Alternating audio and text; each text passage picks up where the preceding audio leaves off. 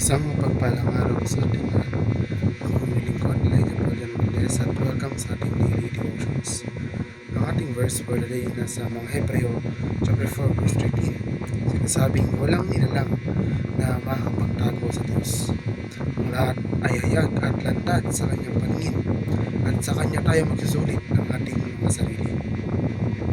Ang kaalaman ng Diyos sa pangkalahatan ay naunawaan na kompleto at perpekto sa loob ng teolohikong konteksto. Nangangahulugan ito na ang Diyos ay nagtataglay ng lahat ng posibleng kaalaman, kabilang ang nakaraan, kasalukuyan, at hinaharap ng mga kaganapan. Gayon din ang lahat ng katotohanan at posibilidad.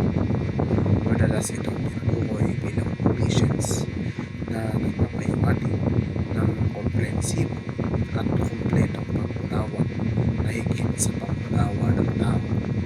Alam ng Diyos kahit na ang mga dilihim na lugar ng ating mga puso.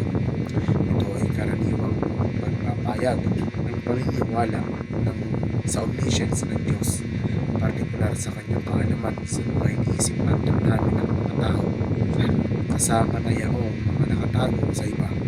Ang ideyang ito ay laganap sa iba't ibang relihiyosong teksto at tradisyon.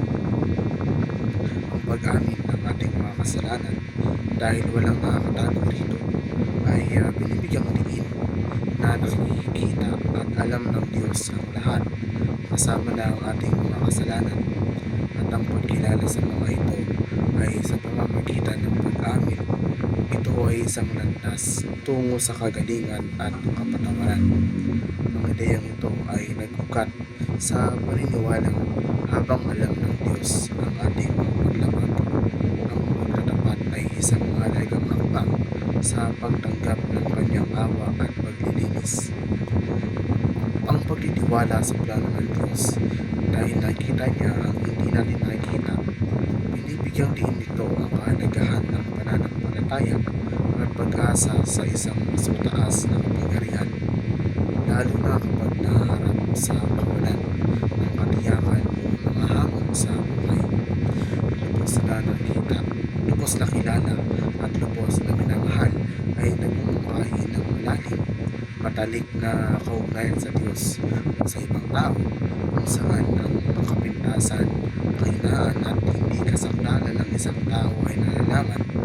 Ngunit ang pagmamahal ay pagtanggap ay nananatiling matatag.